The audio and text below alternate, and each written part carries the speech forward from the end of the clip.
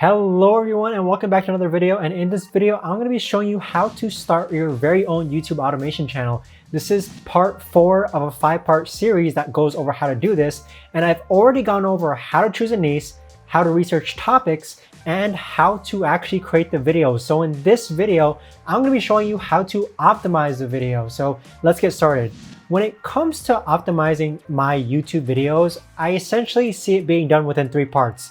Optimizing the search engine optimization, which is also known as SEO, optimizing the title, and then optimizing the thumbnail. So when it comes to YouTube SEO or YouTube search engine optimization, it's a very simple concept or process that I follow with all my videos. A lot of people overcomplicate YouTube SEO, but essentially what it involves is, number 1, keyword in the title. Okay, your keyword has got to be in the title. The second thing is keywords. Notice how I said keywords in the description. And that should be an S, okay? So your keyword's in the title and your keyword is also in the description. Now, when it comes to YouTube SEO, okay, keyword in the title is the first thing, keyword in the description is the next thing, and then keyword in the tags, but that's really not important. So when it comes to optimizing, right?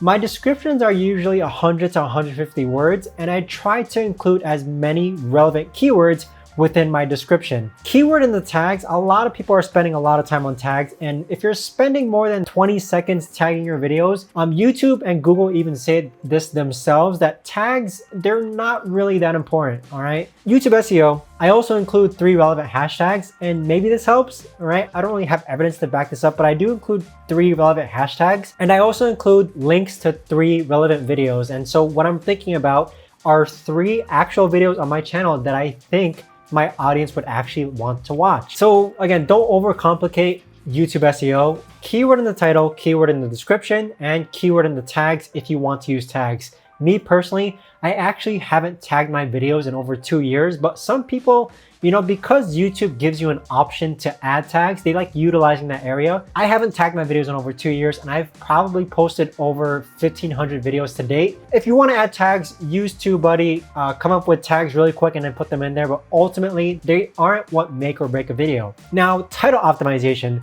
With my titles, they're less than 70 characters usually, and remember how I talked about putting your keyword within the title? Your main keyword should be at the beginning of your title, ideally. And so there's something I like to call a content title and a creative title, and I'm going to be going over the difference. So a content title is what the video's about. An example of this is 10 things you didn't know about LeBron James. A creative title is what you actually title your video. So a creative title example is LeBron James is scary good because of this. So notice how this title is, in my opinion also, a lot more creative than 10 things you didn't know about LeBron James. So when working with your team, you've got to give them the content title so they actually know what to write about. So if I give my team 10 things you didn't know about LeBron James, they're going to know what to write. They're going to know to write 10 things you didn't know about LeBron James. But if I give them the title, LeBron James is scary good because of this, sometimes they might get confused. Maybe they won't know what to write. Sometimes they will, but ultimately, the creative title is what you title your video, and it's still about 10 things you didn't know about LeBron James. So really thinking about what's more appealing. Is 10 things you didn't know about LeBron James more appealing than LeBron James is scary good because of this? I mean, it's an opinionated answer, but I do think that the creative title is more appealing and more click-worthy than 10 things you didn't know about LeBron James. So really be creative with your titles. Give your team, whoever's creating your videos, the content title, and after they create the video, come up with a more creative title. So creativity will always triumph optimizing for the search engine ultimately. A creative title can still have the main keyword within it, right? So going back to the previous example, 10 things you didn't know about LeBron James versus LeBron James is scary good because of this. My keyword I'm targeting is LeBron James, and LeBron James should be at the front. Staple good keywords to target, right? So this comes with the faceless model of YouTube. Good keywords to target, it usually comes down to names. Names of TV shows, names of movies, names of athletes, names of celebrities. Names of things are usually good keywords to target, and that strictly applies to this faceless YouTube automation channel method. So again, optimizing your title simply means putting your keyword within the title of the YouTube video up front. Put your keyword up front within the title. The creative title, it's just miscellaneous words you add after your main keyword that are used to appeal to humans to click on your video. So thinking about, again, title examples, titles where one party is put up against another party work very well. So here's an example. LeBron James is officially done with the Lakers after this. In this title, the content title is like LeBron James trade rumors, but the creative title is LeBron James is officially done with the Lakers after this.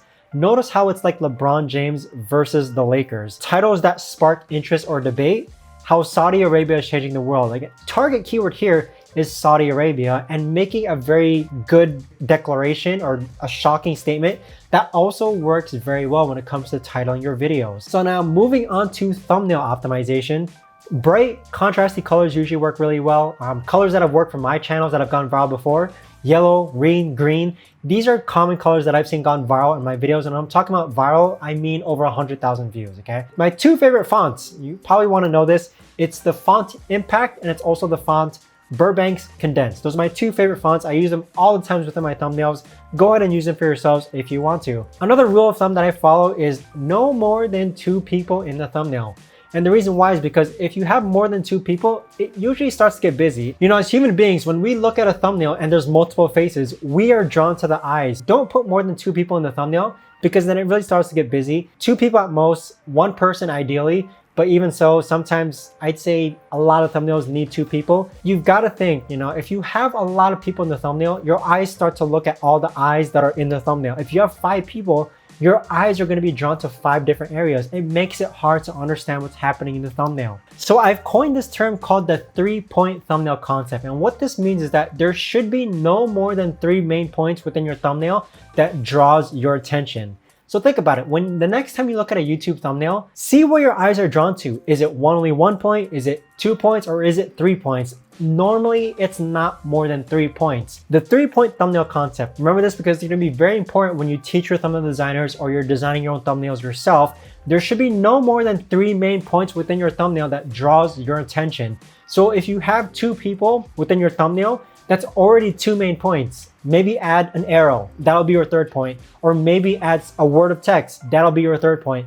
But definitely don't have 3 people, an arrow, words up here and then words down here. Definitely don't do that because it makes your thumbnail very distracting. Simple thumbnails can sometimes mean better. The idea behind the thumbnail is much more important than the actual concept itself. So think about that. I've had thumbnails that are very well edited, very well designed in Photoshop, very Photoshop manipulated, but it doesn't mean that that thumbnail is going to work. The idea behind the thumbnail is so much more important than the actual concept itself. So as I've said, I've had thumbnails go viral that I thought were mediocre, but the idea behind them was so good that the video went viral. Some thumbnails, you know, their idea is so simple, but it's so creative and it has worked and gone viral. So think about that. Simple can sometimes be better. The idea behind the thumbnail is so much better than the actual concept itself. We're not looking for very good looking thumbnails when it comes to like Photoshop manipulation or very well edited photos. The idea is so much what's more important. So once you've optimized your video, we're talking about optimizing for the search engine. We're talking about optimizing the title, optimizing the thumbnail. You're going to want to publish it, right? Make sure to watch this video next on how to publish your YouTube video correctly.